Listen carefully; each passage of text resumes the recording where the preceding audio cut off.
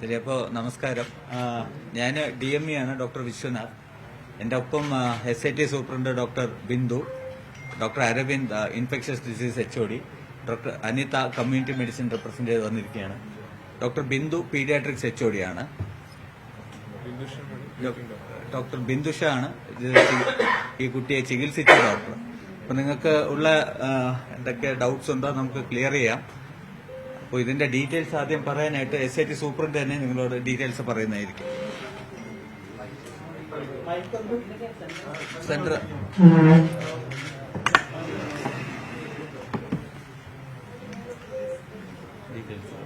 നമുക്ക് നിയ ഫൈസൽ 1-ാം തീയതി ആണ് നമുക്ക് SITയിൽ അഡ്മിറ്റ് ആകുന്നത്. അപ്പോൾ ഈ കുഞ്ഞിന് 8/4 പട്ടികടി ഏറ്റിരിക്കുന്നത്. അന്നേ ദിവസം തന്നെ വാക്സിൻ കൊടുക്കുകയും ഇമ്യൂണോഗ്ലോബുലിൻ കൊടുക്കുകയും ചെയ്തിട്ടുണ്ട്.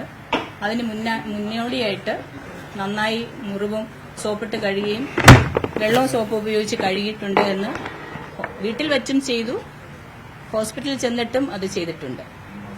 അപ്പോൾ SITയിൽ വരുമ്പോൾ നമുക്ക് പേവിഷബാധയുടെ ലക്ഷണങ്ങൾ ഉണ്ടായിരുന്നു. നമ്മുടെ പീഡിയാട്രിക് ICUവിൽ അഡ്മിറ്റ് ചെയ്തു.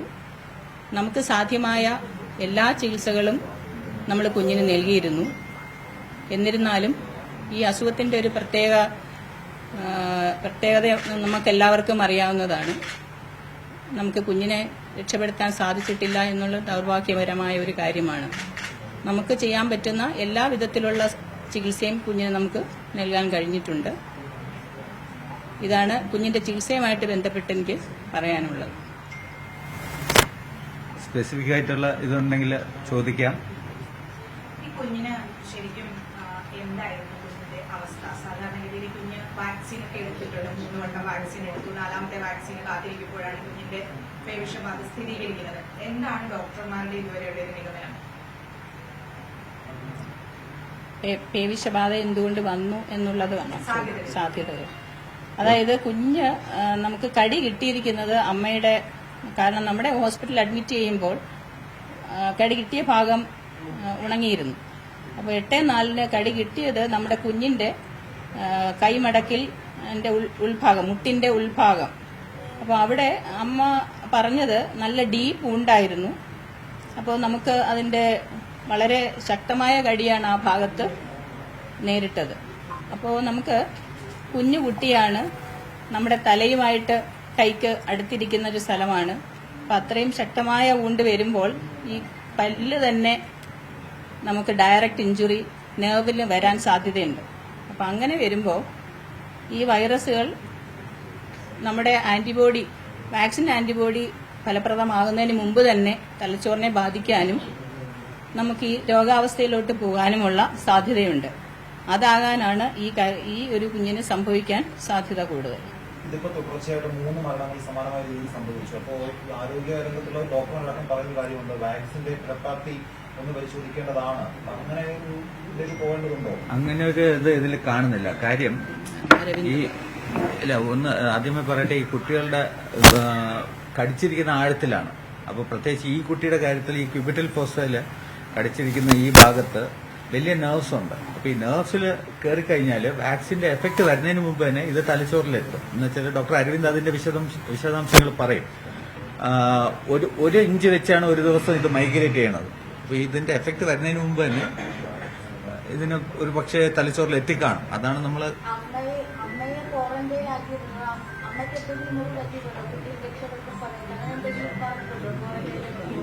ഇതിന് ക്വാറന്റൈൻ്റെ ആവശ്യമില്ല.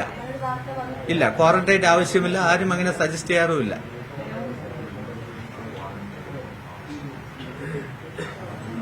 അതായത് ഈ പ്രതിരോധ വാക്സിൻ നമ്മൾ കൊടുക്കുന്നതിന് മുമ്പ് തന്നെ ഈ ആഴത്തിലുള്ള കടിയായതുകൊണ്ട് തലച്ചോറിനെ ബാധിച്ചിട്ടുണ്ടാകാം എന്നാണോ, അതോ തലച്ചോറിനെ ആഴത്തിലുള്ള മുറിവായതുകൊണ്ട് പ്രതിരോധ വാക്സിൻ കൊടുക്കുന്നതുകൊണ്ട് ഒരു കാര്യമില്ലാതായി വന്നതാണോ?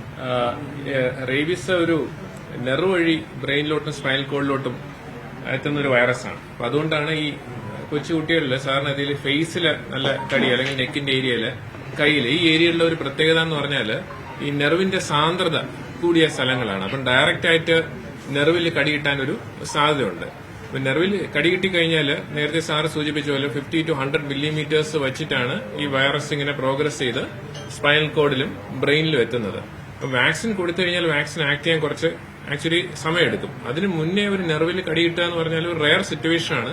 പക്ഷെ കുട്ടികളുടെ കാര്യത്തിൽ ഇത് ഉണ്ടാകാൻ പറ്റും. പ്രത്യേകിച്ച് കൈയിലും ഫേസിലും ആണെങ്കിൽ ഇത് സംഭവിക്കും. അപ്പൊ ഇതിനുവേണ്ടിയാണ് നമ്മൾ ഇമ്മ്യൂണോഗ്ലോബുലിനും കൂടെ ഇതിന്റെ കൂടെ ആക്ച്വലി കൊടുക്കുന്നത്. എന്നാൽ പോലും ഡയറക്റ്റ് ആയിട്ട് ഇപ്പം ഈ കുട്ടിയുടെ കാര്യത്തിൽ തന്നെ അമ്മ പറഞ്ഞത് ഡീപ്പായിട്ടുള്ള ഒരു മുറിവായിരുന്നു എന്നാണ്. അപ്പൊ ഇവിടെയൊക്കെ നല്ല ഈ ഞരമ്പിന്റെ സാന്ദ്രത കൂടിയ സ്ഥലങ്ങളാണ്. ഡയറക്റ്റ് ആയിട്ടാണ് ആ പല്ല് നെർവിലോട്ട് പതിക്കുകയാണെങ്കിൽ വൈറസ് കയറി കഴിഞ്ഞു കഴിഞ്ഞാൽ ഈ വാക്സിൻ കൊണ്ടുണ്ടാക്കുന്ന ആന്റിബോഡീസിന് അതിനെ തടയാൻ കഴിയത്തില്ല. മൾട്ടിപ്പിൾ ബൈറ്റ്സ് ഉണ്ടായാലും വാക്സിൻ എഫക്റ്റീവ് ആവുന്നില്ല. വാക്സിന്റെ എഫക്റ്റീവ്നെസ് എന്നുള്ളതല്ല, മൾട്ടിപ്പിൾ ബൈറ്റ് അത് ആഴത്തിലുള്ള മുറിവുകളാണെങ്കിൽ നെർവിലോട്ട് കയറാനുള്ള സാധ്യത കൂടുതലാണ്. പ്രത്യേകിച്ചും കുട്ടികൾക്കാണ് ഈ പ്രോബ്ലംസ് കൂടുതലായിട്ട് ഉണ്ടാകുന്നത്. കാരണം കാലിക്കറ്റിലെ കുട്ടിയാണെങ്കിലും ഫേസിലൊക്കെ ഫുൾ ഡീപ്പ് ബൈറ്റ്സ് ആയിരുന്നു, നെക്കിലും ഒക്കെ നല്ല ബൈറ്റ്സ് ആണ്. ഈ കുട്ടിക്കും ആഴത്തിലുള്ള ഒരു കടിയാ കിട്ടിയിരിക്കുന്നത്. അപ്പൊ അത്തരം സാഹചര്യങ്ങളിലാണ് അപൂർവമായിട്ട് ഈ വാക്സിന്റെ ഫെയിലുവർ എന്ന് നമ്മൾ പറയുന്നത് അതൊരു പബ്ലിക് ഹെൽത്തിൽ കറക്റ്റ് അല്ല. വാക്സിന്റെ ആന്റിബോഡീസിന് ഈ വൈറസിനെ ന്യൂട്രലൈസ് ചെയ്യുന്നതിന് മുന്നേ തന്നെ വൈറസ് നെർവിൽ കയറി കഴിഞ്ഞു കഴിഞ്ഞാൽ ഇത്തരം സാഹചര്യങ്ങൾ ഉണ്ടാകാൻ കഴിയും. ഇതില് വാക്സിൻ കൊടുക്കുമ്പോൾ അത് ആന്റിബോഡീസ് ജനറേറ്റ് ചെയ്യും. അപ്പൊ ആ ഒരു ജനറേറ്റ് ചെയ്യുന്ന ടൈമുണ്ട്. അപ്പൊ അതിനാണ് നമ്മൾ ഈ 4 ഡോസായിട്ടൊക്കെ ഡിവൈഡ് ചെയ്ത് കൊടുക്കുന്നത്. അപ്പോ ആ ആന്റിബോഡീസ് ഫോം ചെയ്ത് വേണം ഇതിനെ അറ്റാക്ക് ചെയ്യാൻ. അപ്പോൾ അതിനു മുമ്പ് തന്നെ ഇത് തലച്ചോറിൽ എത്തിക്കഴിഞ്ഞാൽ പിന്നെ അതിന് നമുക്ക് ഒരു നിയന്ത്രണം ഉണ്ടാവില്ല. അവിടെയാണ് ഈ 2 കേസിലും നമ്മൾ കണ്ടിട്ടുള്ള അങ്ങനെയാണ്. അപ്പോൾ കൊടുക്കുമല്ലോ സാധാരണഗതിയിൽ മുറിവിന് ലോക്കൽ ചുറ്റും പെട്ടെന്ന് ഭരിക്കുന്നത്, അത് കൊടുത്തു കഴിഞ്ഞാൽ എത്ര സമയത്തിനുള്ളിലാണ് അതിന്റെ ഒരു ഫലപ്രാപ്തി, ലൈക്ക് ആന്റിബോഡി രൂപീകരിക്കുകയോ അല്ലെങ്കിൽ അത്തരം ഫലപ്രാപ്തിയിലേക്ക് എത്തുക? ഇമ്മ്യൂണോഗ്ലോബിൻ നമ്മൾ യൂസ് ചെയ്യുന്നത് വൈറസിനെ ലോക്കലി ന്യൂട്രലൈസ് ചെയ്യാൻ വേണ്ടിയാണ് യൂസ് ചെയ്യുന്നത്. കാരണം ഈ വാക്സിന് ടൈം എടുക്കുള്ളൂ ആന്റിബോഡി ജനറേറ്റ് ചെയ്യാൻ വേണ്ടി. അപ്പൊ അതിനൊരു കാലപരിധി എന്നുള്ളതല്ല, ഇമ്മീഡിയറ്റ് ആയിട്ട് ആ വൈറസിനെ ന്യൂട്രലൈസ് ചെയ്യാൻ വേണ്ടിയാണ് ഇമ്മ്യൂണോഗ്ലോബിൻ യൂസ് ചെയ്യുന്നത്. അവിടെയും ഈ കടി നല്ല ആഴത്തിലാണെങ്കിൽ ഒരു പ്രോബ്ലം ഉണ്ട്. കാരണം നെർവിൽ കയറി കഴിഞ്ഞാൽ ഇമ്മ്യൂണോഗ്ലോബിൻ ഈ ഏരിയയിലുള്ള സ്കിന്നിന്റെ അടിയിലാണ് ഇൻഫിൽട്രേറ്റ് ചെയ്യുന്നത്. നെർവിൽ കയറി കഴിഞ്ഞാൽ ഒരു പ്രോബ്ലം വരും. അപ്പൊ ആ നെർവിൽ കയറാൻ സാധ്യതയുള്ള ബൈറ്റ്സ് ഈ ഏരിയസിലാണ് വരുന്നത്. പിന്നെ ഒത്തിരി ബൈറ്റ് വരുമ്പോൾ അറിയാലോ, നമ്മള് കുട്ടികളുടെ കാര്യം അറിയാലോ, ഒത്തിരി ബൈറ്റ് വരുമ്പോഴേക്കും കാലിക്കറ്റിലെ കുട്ടികൾ ഒത്തിരി ബൈറ്റ് ഉണ്ട്. അപ്പം എത്രത്തോളം ഇൻഫിൽട്രേറ്റ് ചെയ്യേണ്ടി വരും, അത്രത്തോളം ഒക്കെ ശ്രമിച്ചിട്ടും ഇത്തരം ഫെയിലുവേഴ്സ് വളരെ അപൂർവമായിട്ട് ഉണ്ടാകാറുണ്ട്. വാക്സിന്റെ എഫക്റ്റീവ്നെസ് നമുക്ക് സംശയമില്ല. പക്ഷെ ഇപ്പോൾ ഉയർന്ന ഒരു പ്രധാനപ്പെട്ട സംശയം, ഈ വാക്സിൻ നമ്മൾ സൂക്ഷിക്കുന്നതിലും കുത്തിവയ്പ്പിലും ഒക്കെ എന്തെങ്കിലും തരത്തിലുള്ള അപാകതകൾ നമുക്ക് സംഭവിക്കുന്നുണ്ടോ? ഉണ്ടോ? ഇതില് നമ്മുടെ കമ്മ്യൂണിറ്റി മെഡിസിൻ തന്നെ ഒരു ഡോക്ടർ ഒരു 200ഓളം കേസുകൾ സ്റ്റഡി ചെയ്തിട്ടുണ്ട്. ആന്റിബോഡി ഈ എല്ലാം വാക്സിൻ എടുത്തതിലും ആന്റിബോഡി നന്നായിട്ട് തന്നെ ഫോം ആയിട്ടുണ്ട്. അപ്പോൾ അങ്ങനെ ഒരു ആശങ്ക വേണ്ട. അത് പ്രോപ്പറായിട്ട് തന്നെയാണ് അതിന്റെ ഒരു പ്രോസസ്സ് ഫോളോ ചെയ്ത് പോയിട്ടുള്ളത്. ഈ വാക്സിൻസിന്റെ എഫക്റ്റീവ്നെസ്സും നമുക്കുണ്ട്. ആക്ച്വലി നമ്മുടെ സ്റ്റഡീസ് എല്ലാം കാണിക്കുന്നത് ഈ വാക്സിൻ വളരെ എഫക്റ്റീവാണ്. ആന്റിബോഡി ജനറേറ്റ് ചെയ്യാൻ അവർ നല്ല രീതിയിൽ ആന്റിബോഡി ജനറേറ്റ് ആവുന്നുമുണ്ട്. 3 സംശയമാണുള്ളത്. ഒന്ന്, ഈ 2 കുട്ടികൾ മാത്രമല്ല കേരളത്തിൽ മരിക്കുന്നതിൽ 15 വയസ്സിന് താഴെയുള്ളതാണ് 40% പേരും മരിക്കുന്നത്. അപ്പൊ അതിന് കഴുത്തിലും തലയിലും മുഖത്തും ഒക്കെ മാരകമായി കടി കിട്ടിയ ഒരുപാട് കുട്ടികൾ രക്ഷപ്പെട്ടിട്ടുണ്ട്. 2 പേരെയും മരിച്ചിട്ടുണ്ട്. അത് ഒരു നേട്ടമാണ്. വാക്സിൻ കുഴപ്പമില്ലാന്ന് സുനീല ഗാർഗ് കേരളത്തിൽ വന്നപ്പോഴും നമ്മുടെ കേരള സർക്കാർ DME നേതൃത്വം നടത്തിയ കമ്മിറ്റിയും പറഞ്ഞിട്ടുണ്ട് വാക്സിൻ കുഴപ്പമില്ല. കസൂളിയിൽ നടത്തിയ പരിശോധന വാക്സിന് കുഴപ്പം. പിന്നെ ഉള്ള 2 സാധ്യത വാക്സിൻ സൂക്ഷിക്കുന്നതിനും വാക്സിൻ അഡ്മിനിസ്ട്രേറ്റ് ചെയ്തതിനായിരിക്കാം. ഇൻട്രാഡെർമലാണെങ്കിലും ഈ 2 കാര്യവും പരിശോധിക്കേണ്ട കാര്യമില്ല. അതിന് പ്രോപ്പർ ട്രെയിനിങ് വേണമെന്ന് സെൻട്രൽ ഗവൺമെന്റിന്റെ സമിതി പറഞ്ഞിട്ടുണ്ട്. ഇൻസ്റ്റിറ്റ്യൂഷൻസിന് പ്രോപ്പർ ട്രെയിനിങ് വേണമെന്ന് വളരെ കൃത്യമായിട്ട് പറഞ്ഞിട്ടുണ്ട്. രണ്ടാമത് വൂണ്ട് വാഷ് ചെയ്യുന്ന കാര്യത്തിലും അഡ്മിനിസ്ട്രേഷന്റെ കാര്യത്തിലും എഡ്യൂക്കേഷൻ വേണമെന്നും ആ റിപ്പോർട്ടിനകത്ത് പറയുന്നത്. ഈ 2 കാര്യത്തിൽ എന്താണ് സംഭവിക്കുന്നത്? ഇത് സ്റ്റാൻഡേർഡ് ഗൈഡ് ലൈൻസ് പ്രകാരമാണല്ലോ നമ്മുടെ ഈ ട്രീറ്റ്മെന്റും എല്ലാം പോകുന്നത്. അപ്പൊ അതിൽ ആ ഒരു കാര്യത്തിൽ ഇംപ്ലിമെന്റേഷനിൽ നമ്മൾ വളരെ വ്യക്തമായിട്ട് തന്നെ കാര്യങ്ങൾ മുന്നോട്ട് പോവുകയാണ്. ബിക്കോസ് എല്ലാവരും ട്രെയിൻഡ് ആണ്. ഈ വാക്സിൻ എടുക്കാൻ എല്ലാവരും ട്രെയിൻഡ് തന്നെയാണ്. കൊടുക്കുന്നവരെല്ലാവരും ട്രെയിൻഡ് തന്നെയാണ്.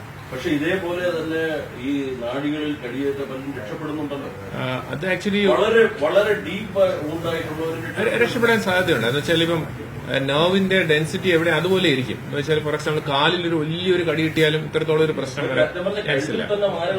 ഉണ്ടായിട്ടുള്ള ഒത്തിരി പേര് രക്ഷപ്പെടാൻ സാധ്യതയുണ്ട്.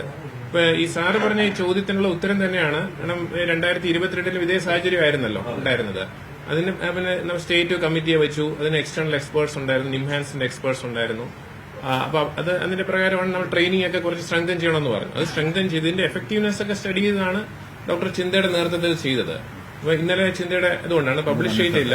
അപ്പൊ അതിൽ ക്ലിയർ ആയിട്ട് പറയുന്നുണ്ട്. കാരണം അതെല്ലാം തന്നെ നമ്മുടെ പെരിഫറി എന്നൊക്കെ കൊടുത്തിട്ട് വന്ന ആൾക്കാർ, ഇൻട്രാഡെർമൽ വാക്സിൻ കൊടുത്ത ആൾക്കാരുടെ ആന്റിബോഡി എടുത്ത് പരിശോധിച്ച് തന്നെയാണ്. അതിൽ ആർക്ക് പോലും ആന്റിബോഡി ഇല്ലാതെ കണ്ടെത്തിയിട്ടില്ല. അപ്പൊ ആ ചോദ്യം ഇപ്പൊ നമ്മുടെ ഈ വാക്സിന്റെ എഫക്റ്റീവ്നെസ് മാത്രമല്ല സ്റ്റോറേജും എല്ലാം അഡ്രസ് ചെയ്യുന്ന സ്റ്റഡിയാണത്. അഡ്മിനിസ്ട്രേഷൻ ഉൾപ്പെടെ വാക്സിൻ സ്റ്റോറേജും അഡ്മിനിസ്ട്രേഷനും പ്രോപ്പർ ആണെങ്കിൽ മാത്രമേ ആന്റിബോഡി വരത്തുള്ളൂ. അതുകൊണ്ട് അതിലൊരു നമുക്ക് അതുകൊണ്ടാണ് ഞാൻ പറഞ്ഞത്. മൊത്തം കുഴപ്പമെന്നല്ല പറയുന്നത്. എവിടെയൊക്കെ ലാപ്സസ് ഉണ്ടാവാതെ ഈ വാക്സിൻ ഗുണമേന്മയുണ്ട്, കടിയേറ്റവർ നിർണായക സ്ഥലത്ത് കടിയേറ്റവർ രക്ഷപ്പെടുന്നുണ്ട്, എന്നിട്ട് മരിക്കുന്നുണ്ട്. അപ്പൊ അങ്ങനെ വരുമ്പോൾ ഏതെങ്കിലുമൊക്കെ ഭാഗത്ത് ലാപ്സസ് ഉണ്ടായിക്കൂടെ? ഇപ്പോ 200 പേരെ വെച്ച് പഠിച്ചിട്ട് കേരളത്തിലെ മൊത്തം സാഹചര്യവും ആശുപത്രികൾ തന്നെ 1200 ഉണ്ട്. അതിൽ നിന്നാണ് 200 പേരെ പഠിച്ചിട്ടാണ് ഒരു ഡോക്ടർ അഭിപ്രായം പറയുന്നത്. അതെ. അപ്പൊ അത് നമ്മളെ ഒരു 3 ലക്ഷത്തിൽ കൂടുതൽ ബൈറ്റ്സ് ഒരു വർഷം ഉണ്ടാവുന്ന സ്റ്റേറ്റ് ആണ്. അപ്പോൾ അതിൽ എന്തെങ്കിലുമൊക്കെ ഫെയിലൂർ ഉണ്ടാകത്തില്ലേ എന്നല്ലേ ചോദിക്കുന്നത് അല്ലേ? അപ്പൊ അതാ നമ്മൾ അഡ്മിനിസ്ട്രേഷനകത്ത് കുഴപ്പം ഉണ്ടാവുന്നതുകൊണ്ട് അല്ലാതെ വേറെ സാഹചര്യം അല്ല, ഇതില് വ്യക്തമായിട്ട് വാക്സിനേഷൻ എടുത്തല്ലോ സ്റ്റോറേജിലോ ഒരു ഇത് കാണുന്നില്ല. എന്നാൽ തന്നെ നമ്മൾ ഒരു കേസ് ബൈ കേസ് നമ്മൾ പഠിക്കുമല്ലോ. അപ്പൊ ആ ഒരു പഠനം എന്തായാലും ഉണ്ടാവും ഈ കാര്യത്തിൽ. പിന്നെ കണ്ടിന്യൂസ് ട്രെയിനിങ് എല്ലാ ഒരു ഹെൽത്ത് പ്രോജക്ടിന്റെ ഭാഗമായിട്ട് കണ്ടിന്യൂസ് ട്രെയിനിങ് ഉണ്ടല്ലോ. ഇപ്പൊ നമ്മളുടെ ആഗ്രഹം എന്ന് പറഞ്ഞാൽ കേരളത്തിൽ ഒരു കുട്ടി പോലും ഈ വാക്സിനും ഒക്കെ എടുത്ത ശേഷം മരിക്കരുതെന്നുള്ളതാണ്. പക്ഷെ നമ്മൾ മറക്കാൻ പാടില്ലാത്തൊരു കാര്യമുണ്ട്. ഇപ്പം 2022-23 25 പേര് ഡെത്ത് ആയതില് ഈ ഒരു 85% വാക്സിൻ എടുക്കാത്ത ആൾക്കാരാണ്. അപ്പൊ അതിൽ നമ്മൾ ഫോക്കസ് ചെയ്യണം. അതും ആ സെൻട്രൽ ഗവൺമെന്റ് സുനില ഗാർഗിന്റെ റിപ്പോർട്ടിൽ പറയുന്നുണ്ട്, നമുക്ക് ആൾക്കാർക്ക് ബോധവൽക്കരണം വളരെ കുറവാണെന്ന് അതിനകത്ത് പറയുന്നുണ്ട്. അപ്പൊ അതിൽ എല്ലാവരുടെയും ഒരു സഹകരണം വേണം. കാരണം ഇപ്പോഴും മരിക്കുന്ന ആൾക്കാരെല്ലാം ഒരു 85-90% വാക്സിൻ എടുക്കാത്ത ആൾക്കാർ തന്നെയാണ്. അപ്പൊ ഇപ്പോഴും മീഡിയ നമ്മൾ കാണുമ്പോൾ ഇപ്പം വാക്സിൻ ഫലവത്തല്ല എന്നൊക്കെ പറഞ്ഞ് വരുമ്പോൾ ആൾക്കാർ ഇതിൽ നിന്ന് മാറുക ചെയ്യുന്നത്. അപ്പൊ നമ്മൾ ഡെത്ത് കൂടാനാണ് സാധ്യതയുള്ളത്. വാക്സിന്റെ കാര്യത്തിൽ ഒരു എമർജൻസി സിറ്റുവേഷൻ കൂടെ ഇല്ലേ? നമ്മൾ വാക്സിനോട് റെസിസ്റ്റ് ചെയ്യുന്ന സോഷ്യൽ സംഘടനകളൊക്കെ ഉണ്ടെങ്കിലും അവര് പോലും പേവിഷബാധയുടെ കാര്യത്തിൽ ഉറപ്പായിട്ടും ഇഞ്ചക്ഷൻ എടുക്കും. കാരണം ഒരു ലൈഫ് ത്രെട്ടനിങ് ഉള്ളതുകൊണ്ട്. ഇവിടെ ഒരാള് വാക്സിൻ സ്കിപ്പ് ചെയ്താൽ കണ്ടുപിടിക്കാൻ എന്തെങ്കിലും സംവിധാനമുണ്ടോ സർക്കാർ? ആക്ച്വലി ഒരാള് രണ്ട് ഡോസ് എടുത്തിട്ട് അയാൾ പോയി, അയാൾ വന്നില്ല. ചിലപ്പോൾ അയാൾ ഒരുപക്ഷെ പുറത്തോടെങ്കിലും പോകേണ്ട എന്തെങ്കിലും കാരണങ്ങൾ കൊണ്ട് ഈ 2 ഡോസ് എടുത്തിട്ട് പോയ ഒരാളെ കണ്ടുപിടിക്കാൻ പറ്റും. കണ്ടുപിടിക്കുന്നില്ല, അത് സ്കിപ്പ് ചെയ്താലും കണ്ടുപിടിക്കാൻ പറ്റും. പക്ഷെ വന്നില്ലെങ്കിലും ഒന്നും ചെയ്യാൻ പറ്റില്ല. കാരണം നമ്മള് ഈ അതിനൊരു മെക്കാനിസം ഉണ്ട്. അല്ല, നമുക്ക് മെക്കാനിസം ഉണ്ട്. പക്ഷെ അയാൾ വന്നില്ലെങ്കിൽ നമുക്കൊന്നും ചെയ്യാൻ പറ്റില്ല എന്നുള്ളതാണ്. മെക്കാനിസം ഉണ്ട്, ഫലപ്രദമായുള്ള മെക്കാനിസം ഉണ്ട്. ആണ് നടപടി എടുക്കാൻ പറ്റുമോ എന്നുള്ളത്. മറ്റു വാക്സിനെ പോലെയല്ല, ഇതിന് ലീഗലി തന്നെ ബൗണ്ടായിരിക്കട്ടെ. പക്ഷേ ഒരാള് നമ്മള് ഈ 25 ഇതില് നമ്മള് പറയേണ്ട കാര്യം എല്ലാരും കമ്പൽസറി ആയിട്ട് വാക്സിൻ എടുക്കണമെന്ന് തന്നെയാണ്. എനിക്ക് തോന്നുന്നു മീഡിയയുടെ ഒരു ഹെൽപ്പ് അതിൽ വേണ്ടി വരും. ബിക്കോസ് എല്ലാരും വാക്സിൻ എടുക്കണം. വാക്സിനിൽ നിന്ന് മാറി നിൽക്കുക, ഭയക്കുക വേണ്ട. ബിക്കോസ് വാക്സിൻ എടുത്താൽ മാത്രമേ ഇതിന് ഫലപ്രദമായിട്ടൊരു ചികിത്സയുള്ളൂ. അല്ലാതെ ഒരു മാർഗ്ഗമില്ല.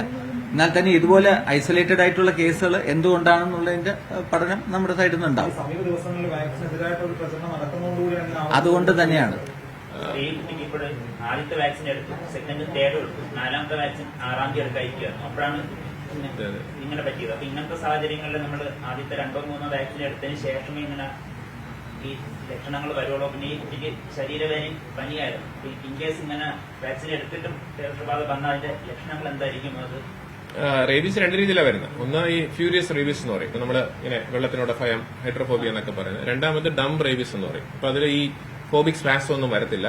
ഇങ്ങനെ നമ്മളൊരു പാരാലിസിസ് പോലെ ഇരിക്കും. അപ്പൊ സാധാരണ രീതിയിൽ ഈ വാക്സിനേറ്റഡ് ഇമ്യൂണോഗ്ലോബിനൊക്കെ കറക്റ്റ് കൊടുക്കുന്ന ആൾക്കാർക്ക് ഡം റേബീസ് സ്റ്റൈലിലാണ് വരുന്നത്. പക്ഷെ കടി ഫേസിലോ അല്ലെങ്കിൽ കയ്യിലോ ഒക്കെ ആണെങ്കിൽ നേരത്തെ പറഞ്ഞ ഈ 50 to 100 മില്ലിമീറ്റർ പെർ ഡേ അല്ലേ, അതനുസരിച്ച് നേരത്തെ തന്നെ ലക്ഷണങ്ങൾ വരാം. ഇതിന്റെ incubation period days two years കിടക്കുന്ന ഒരു വൈറസ് ആണിത്. ഇപ്പൊ ഫേസിലൊക്കെ ആണെങ്കിൽ ചിലപ്പോൾ ആഴ്ചയ്ക്കുള്ളിൽ വരാൻ പറ്റും. വാക്സിൻ ഇമ്യൂണോഗ്ലോബിൻ കൊടുക്കുന്ന ആൾക്കാർക്ക് ഇത് മോഡിഫൈഡ് റേബീസ്, അട്ടിപ്പിക്കൽ റേബീസ് എന്നൊക്കെ പറഞ്ഞ ആക്ച്വലി വരാൻ പറ്റും. ഇപ്പൊ എല്ലാവരുമായിട്ടുള്ള ഒരു റിക്വസ്റ്റ് എന്ന് പറഞ്ഞാൽ നേരത്തെ സാറ് സൂചിപ്പിച്ച പോലെ തന്നെ ഇപ്പൊ വാക്സിനെതിരെ ഒരു പ്രചരണം ഇപ്പോഴേ വന്നുകൊണ്ടിരിക്കുന്ന സാഹചര്യത്തിൽ നമ്മൾ ഇപ്പോഴും ഒരു 85 to 90% ആൾക്കാർ വാക്സിൻ എടുക്കാതെ മരിക്കുന്ന ഒരു സ്റ്റേറ്റ് ആണ് കേരളം.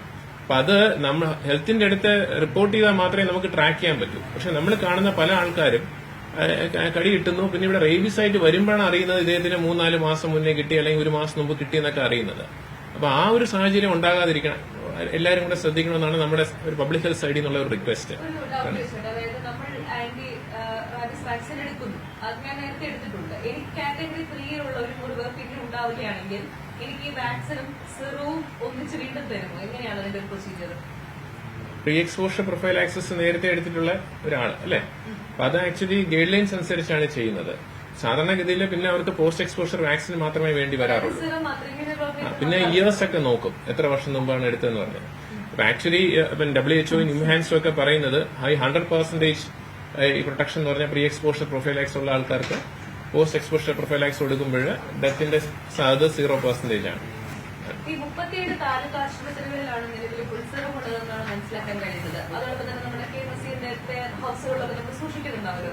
ഇതിൽ പവർ ബാക്കപ്പ് ഒക്കെ വലിയ വിഷയമാണ്. നമ്മൾ ഈ എല്ലായിടത്തും നമ്മൾ ഈ സിറം വാക്സിൻ എല്ലാ വാക്സിനും ഇമ്പോർട്ടന്റ് ആണ്. ഇതിന്റെ സ്റ്റോറേജ് നമ്മൾ എല്ലായിടത്തും ഇതിന്റെ സ്റ്റോറേജിൽ ബാക്കപ്പ് ഒക്കെ ഉറപ്പാക്കിയിട്ടുണ്ടോ?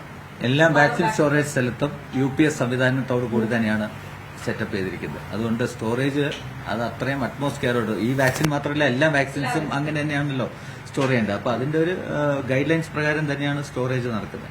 ഇതിലിപ്പോ നമുക്ക് നഷ്ടപ്പെട്ടുകൊണ്ടിരിക്കുന്ന കുഞ്ഞുങ്ങളുടെ ജീവനാണ്, വളരെ ഇമ്പോർട്ടന്റ് ആണ്. അപ്പോൾ ആരോഗ്യവകുപ്പ്, അതായത് ഇത് ഏറ്റവും പ്രധാനപ്പെട്ട പ്രശ്നം തെരുവുനായ അതിശല്യത്തെ നിയന്ത്രിക്കുക എന്നുള്ളതാണ്.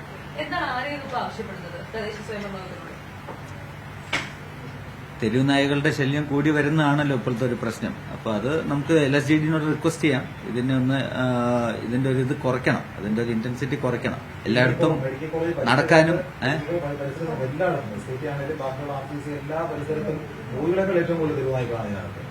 അപ്പൊ അതിനെ നമ്മൾ കുറെ നാളുകൾക്ക് മുമ്പ് തന്നെ നമ്മൾ LSGDനോട് റിക്വസ്റ്റ് ചെയ്യുന്നുണ്ട്. ആശുപത്രിയുടെ നമ്മൾ രാവിലെ കണ്ടതാണ്. SAT ആശുപത്രിയിൽ ഇടയ്ക്ക് കോർപ്പറേഷനിൽ നിന്ന് ആള് വന്നിട്ട് പിടിക്കുന്നുണ്ട്, കൊണ്ടുപോകുന്നുണ്ട്. കുറച്ച് ദിവസം കഴിയുമ്പോൾ വീണ്ടും പുതിയ ആൾക്കാർ വരുന്നു. കാരണം കുറച്ച് വേസ്റ്റ് മാനേജ്മെന്റ് കുറച്ച് ബോർഡുകളും പൊതുജന ബോധവും കൂടെ ഉണ്ടാക്കാമെന്ന് ഞാൻ വിചാരിക്കുന്നു. കാരണം ഈ ഭക്ഷണം കഴിച്ചു കഴിഞ്ഞിട്ട് വേസ്റ്റ് കൃത്യമായി അതാത് ബിന്നുകളിൽ ഇടുക എന്നുള്ളത് അതും കൂടെ ചെയ്യാം. കോർപ്പറേഷനിൽ ഇടയ്ക്ക് വന്നിട്ട് പിടിക്കുന്നുണ്ട് പട്ടികളെ. പക്ഷെ ഒരു ഗ്രൂപ്പിനെ പിടിച്ച് കൊണ്ടുപോയി കഴിയുമ്പോൾ നിങ്ങൾ വന്നപ്പോൾ കണ്ടല്ലോ പട്ടികൾ കുറെ കിടക്കുന്നു. അപ്പൊ ഈ കുറച്ചു നാൾ മുമ്പ് കുറച്ച് പട്ടികളെ പിടിച്ചിട്ട് കൊണ്ടുപോയതാണ്. കൊണ്ടുപോകുമ്പോൾ പുതിയ ആൾക്കാർ ഇങ്ങനെ വരും. അപ്പൊ അതുകൊണ്ട് നമ്മളിനി വീണ്ടും റിക്വസ്റ്റ് കൊടുക്കുന്നുണ്ട്. അത് അടിയന്തരമായിട്ട് കുറച്ച് ഫ്രീക്വന്റ് ആയിട്ട് പട്ടികളെ അവിടുന്ന് നീക്കുന്നതിനുള്ള കാര്യങ്ങൾ ചെയ്യുന്നതാണ്. അതിനോടൊപ്പം നമ്മുടെ കൂട്ടിരിപ്പുകാരെ കുറച്ചും കൂടെ ഒന്ന് വേസ്റ്റുകൾ അവിടെ ഇവിടെയും നിക്ഷേപിക്കാതെ കൃത്യമായ ബിന്നുകൾ വെച്ചിട്ടുണ്ട്, അതിൽ തന്നെ നിക്ഷേപിക്കാനും കൂടി നമുക്ക് പറയാം. ഫുഡ് വേസ്റ്റ് അല്ലാതെ, അതായത് ഇപ്പം മുറിവുകളിൽ കൂടി അല്ലാതെ വേറെ ഏതെങ്കിലും കാര്യമായ രീതിയിൽ കടി കിട്ടാതെ തന്നെ ചില ആളുകൾക്ക് ചിലപ്പോൾ മുറിവിൽ കൂടി ഒക്കെ സംഭവിച്ചിട്ടുണ്ട്. അങ്ങനത്തെ കേസുകൾ കേട്ടിട്ടുണ്ട്. അങ്ങനെ ഏതെങ്കിലും വിധത്തിൽ റേബീസ് പകരാനുള്ള സാധ്യതകളുണ്ട്. പൊതുവെ ഓപ്പൺ ഇഞ്ചറീസ് ഉണ്ടെങ്കിൽ ആണ് ഇത് കൂടെ സ്പ്രെഡ് ചെയ്യുന്നത്. അല്ലാതെ ഒരു ഹീൽ ചെയ്യുന്ന ഊണ്ടിലോടോ അങ്ങനെ സ്പ്രെഡ് ചെയ്യില്ല. ഇതിന്റെ external survival outside human body ഭയങ്കര കുറവാണ് ഈ വൈറസിന്. അതുകൊണ്ട് ഇത് ഏതെങ്കിലും ഒരു ആക്റ്റീവ് ഇതിൽ മുറിവിൽ മാത്രമേ ഇത് അകത്തോട്ട് അബ്സോർബ് ചെയ്ത് പോകത്തുള്ളൂ. അപ്പൊ അങ്ങനെ ഒരു പേടി വേണ്ട. എന്നാൽ തന്നെയും ഇങ്ങനെ ഒരു മുറിവ് ഉണ്ടായാൽ തന്നെ പേരൻസോ ആയിരിക്കും ആദ്യം കുട്ടീന്റെ കാര്യത്തിൽ നോക്കുന്നത്, ശ്രദ്ധിക്കുന്നത്. അപ്പോൾ അങ്ങനെ ഒരു ഇത് ഉണ്ടായാൽ അവരെ ഒന്ന് പ്രൊട്ടക്ഷൻ എടുക്കണം നല്ലതായിരിക്കും. ഒരു ഗ്ലൗസോ അല്ലെങ്കിൽ എന്തെങ്കിലും ഒരു രീതിയിൽ അല്ലെങ്കിൽ ഹാൻഡ് വാഷ് ചെയ്തോ മുറിവുണ്ടെങ്കിൽ ആ പർട്ടിക്കുലർ ആള് ചെയ്യാതിരിക്കുക. അങ്ങനെ കുറച്ച് പ്രിക്കോഷൻസ് എടുത്താൽ നന്നായിരിക്കും. എവിടെയെങ്കിലും പറ്റിയാൽ, മുറിവിലൊക്കെ പറ്റിയാൽ, അതെ, നായയുടെ അത് വളരെ റെയർ സിറ്റുവേഷൻസ് വരാം. അങ്ങനെ സംഭവിക്കാം. അങ്ങനെ വളരെ റെയർ ആയിട്ട്. അതുകൊണ്ട് ഓപ്പൺ വൂൺസ് ഉണ്ടെങ്കിൽ ആവുന്നതും അതിൽ പറ്റാതെ നോക്കണം. സലൈവ ഡോക്ടറെ ടൈം ഒരു പ്രശ്നമാണെന്ന് പറഞ്ഞല്ലോ. ഇത് കടിയേറ്റ് കഴിഞ്ഞാൽ ഡീപ്പ് വൂണ്ടൊക്കെയാണ്. ഇപ്പൊ പബ്ലിക്കിനെ സംബന്ധിച്ച് അവയർ അല്ലാത്തതുകൊണ്ട് അവരോട് ഞാൻ അവിടുത്തെ പബ്ലിക് ഹെൽത്ത് സെന്ററിൽ ചെല്ലും. അപ്പോഴെനിക്ക് അവിടെ നിന്ന് പറയുന്നത് സ്ട്രോക്ക് പോലെ സ്ട്രോക്കിന്റെ വേറെ അവർ പറയുന്നത് നിങ്ങൾ താലൂക്ക് ആശുപത്രിയിൽ പോയാൽ ഇമ്മ്യൂണോഗ്ലോബിൻ എടുക്കും എന്ന് പറയും. എത്ര പേർക്ക് അറിയാം നമുക്കൊരു വൂണ്ട് ഉണ്ട്, അത് ഇമ്മ്യൂണോഗ്ലോബിൻ എടുക്കേണ്ടതാണ്. വളരെ പെട്ടെന്നാണ് താലൂക്ക് ആശുപത്രിയിൽ എത്തേണ്ടതാണ്. താലൂക്ക് ആശുപത്രിയിൽ എത്തിയാൽ തന്നെ സ്റ്റാഫ് ഷോർട്ടേജോ മറ്റെന്തെങ്കിലും പ്രശ്നം കൊണ്ട് വെയിറ്റ് ചെയ്തിരിക്കും. എന്നാൽ തന്നെയും ചില സിറ്റുവേഷൻസിൽ പബ്ലിക് ഇത് അവയർ അല്ലാതെ വരുന്നുണ്ട്. നമ്മുടെ പ്രൈമറി ആയിട്ട് നമ്മൾ എല്ലാവരുടെ പറയുന്നത് വാഷാണ്. ആ പർട്ടിക്കുലർ ഏരിയ വാഷ് ചെയ്യണമെന്ന് തന്നെയാണ് നമ്മൾ പറയുന്നത്. അതാണ് ഏറ്റവും ആദ്യം ചെയ്യേണ്ടത്. അത് കഴിഞ്ഞ് നിയറസ്റ്റ് പ്രൈമറി ഹെൽത്ത് സെന്ററിൽ പോവുക, വാക്സിൻ എടുക്കുക, താലൂക്ക് ആശുപത്രി വരിക, ഇമ്മ്യൂണോഗ്ലോബുലിൻ എടുക്കുക. ഈ ഒരു ഗൈഡ് ലൈൻസ് നമ്മൾ കൃത്യമായിട്ട് നമ്മൾ എല്ലാവർക്കും അറിയിക്കുന്നുണ്ട്. ഹെൽത്തിന്റെ മെഷീനറി ഉപയോഗിച്ച് എല്ലാവർക്കും അറിയിക്കുന്നുണ്ട്. ഈ ചിലയിടത്തൊക്കെ ഈ പാമ്പിന് കടിയേറ്റ് കഴിഞ്ഞാൽ മുറിവ് കെട്ടുന്ന ഒരു രീതിയുണ്ട്. ചിലരൊക്കെ അത് അശാസ്ത്രീയമായിട്ട് പറയുന്നതല്ലേ. അതായത് നായയുടെ കടിയേറ്റാലും ചിലർ പറയും മുറിവേറ്റ ഭാഗം കെട്ടിയിടുന്നതൊക്കെ പറയും. അത് ടോട്ടലി ഹസാർഡസ് അല്ല. അത് കാര്യമില്ല. കെട്ടിയിടുന്നതിൽ ഒരു അർത്ഥമില്ല. ബിക്കോസ് ഇത് നെർവിലാണ് പോകുന്നത്. നെർവ് വഴിയാണ് ട്രാൻസ്മിറ്റ് ആവുന്നത്. അപ്പൊ നെർവിൽ കെട്ടിയിട്ടിട്ട് കാര്യമൊന്നുമില്ലല്ലോ. അതുപോലെ തന്നെ ഈ മലപ്പുറത്തെ കുഞ്ഞിന്റെ മരണം സംഭവിച്ചപ്പോൾ വലിയൊരു ആക്ഷേപം ഉയർന്നതാണ്. ഈ തലയിലെ മുറിവ് കെട്ടിയില്ല, തലയിലെ മുറിവ് സൃഷ്ടിച്ചിട്ടില്ല എന്നുള്ള സംഭവം വന്നത്. അതേക്കുറിച്ച് എന്താണ് ആരോഗ്യ ഇത് പറയാനുള്ളത്? അതുമായി ബന്ധപ്പെട്ട കുടുംബം ഉൾപ്പെടെ ആക്ഷേപം ഉയർത്തിയത് 2 ദിവസം കഴിഞ്ഞാണ്. അതെ, ചോദിച്ചത് നന്നായി. ബിക്കോസ് ഇതുപോലത്തെ ക്ലാസ് 3 ബൈറ്റ്സിലൊക്കെ നമ്മൾ ഊണ്ട് സൂച്ചർ ചെയ്യാറില്ല. ഞാനൊരു സർജനാണ്, അതുകൊണ്ട് തന്നെ വ്യക്തമായിട്ട് പറയാം. ഇത് ഓപ്പൺ ആയിട്ട് തന്നെ ഇടണം. And healing by secondary intention എന്ന് പറയും. നമ്മളിത് പതുക്കെ ഹീൽ ചെയ്ത് വരണം. നമ്മൾ ക്ലോസ് ചെയ്ത് കഴിഞ്ഞാൽ അതിന് വീണ്ടും ആ വൈറസ് സ്പ്രെഡ് ചെയ്യാനുള്ള ഒരു എൻവയോൺമെന്റ് കൊടുക്കുക. അതുകൊണ്ട് നമ്മളിത് ഓപ്പൺ ആയിട്ട് തന്നെ ഇട്ട് ഇത് ഹീൽ ചെയ്ത് വരുന്ന രീതിയിലാണ് നമ്മൾ ചെയ്യുന്നത്. അത് തന്നെയാണ് ഗൈഡ് ലൈൻസ്. നമ്മളിപ്പോൾ ഈ ഇത്രയും മരണങ്ങളുടെ പശ്ചാത്തലത്തിൽ തദ്ദേശ സ്വയംഭരണ വകുപ്പുമായി ആരോഗ്യവകുപ്പ് ബന്ധപ്പെട്ടിട്ടുണ്ടോ? നമ്മുടെ ഏറ്റവും അടിയന്തര ശ്രദ്ധ നമ്മൾ കൊടുക്കുന്നത് തീവ്രമായ ജനസംഖ്യ ചെയ്യുകയും നിയന്ത്രിക്കുക എന്നുള്ളത് തന്നെയാണ്. ഈ മരണങ്ങളുടെ പശ്ചാത്തലത്തിൽ ഇപ്പോൾ 3 പേരായി. എന്താണ് നിങ്ങൾ അടിയന്തരമായിട്ട് സംസാരിച്ചിട്ടുണ്ടോ എന്നുള്ളത്? തീർച്ചയായിട്ടും ഇതിലൊക്കെ എല്ലാ കാര്യങ്ങളും പഠിക്കുന്നുണ്ട്. എല്ലാ കാര്യത്തിലും ആക്ഷൻ എടുക്കുന്നുണ്ട്. സംസാരിച്ചിട്ടുണ്ട്. SIT-യിലെ ഇതുമായിട്ട് ബന്ധമില്ലാത്ത വേറെ കാര്യമുണ്ട്. SIT-യിൽ ഒരു യൂറോഡൈനാമിക് സ്റ്റഡീസ് സെന്റർ എന്ന് പറഞ്ഞിട്ട് KHRWs എല്ലാം പണി തീർത്ത് കുറച്ച് നാളുകൊണ്ട് ഇട്ടേക്കാം. പക്ഷെ അത് ഉദ്ഘാടനത്തിന് മന്ത്രി തയ്യാറാകുന്നില്ല എന്ന് പറയുന്നുണ്ട്. അതെന്തുകൊണ്ടാണ് മേഡം അത് ഇതുവരെ കാരണം ചെയ്യാത്തത്? KHRWs ആ പണിയത് അവർ 1 കോടി രൂപയ്ക്ക് മേലെ മുടക്കി ചെയ്ത സാധനം. അപ്പൊ അത് അല്ല, അതങ്ങനെ നമുക്കൊരു തടസ്സമായിട്ടില്ല. അത് നമുക്ക് അവിടെ റൂമെല്ലാം ശരിയായിട്ട് ഉടനെ തന്നെ അത് ഉദ്ഘാടനത്തിന് തയ്യാറായിട്ട് തന്നെയാണ് ഇരിക്കുന്നത്. അല്ലാതെ അതിനകത്ത് ട്രയല് ഡോക്ടേഴ്സ് അത് ഇടയ്ക്കൊന്ന് ട്രയൽ നോക്കി. അപ്പൊ സർജൻസ് ആണ് അത് കൂടുതലും ചെയ്യുന്നത്, പീഡിയാട്രിക് സർജൻ. അപ്പൊ അതെന്തായാലും ഉടനെ തന്നെ തുടങ്ങുന്നതായിരിക്കും. അതിനകത്തൊരു തടസ്സം ഒന്നുമില്ല. മന്ത്രിയുടെ ഭാഗത്തുനിന്നും അങ്ങനെ ഒന്നുമില്ല. അതെല്ലാം വേറെയും ചില പദ്ധതികളുണ്ട് SIT-ക്ക്. അപ്പൊ ഇതെല്ലാം നമ്മൾ ഉദ്ഘാടനം ചെയ്യുന്നതായിരിക്കും. അതിനകത്തൊരു തടസ്സമില്ല. ഒരു സംശയം കൂടി ചോദിച്ചോട്ടെ. അതായത് ഇപ്പം ഇനി കുട്ടിയുടെ അമ്മയെ ക്വാറന്റൈനിലേക്ക് മാറ്റിയിട്ടുണ്ട്.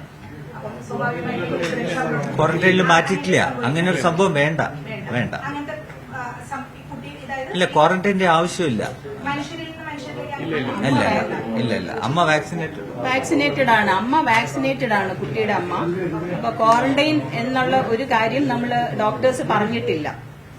ഇല്ല, അതിന്റെ ആവശ്യമില്ല.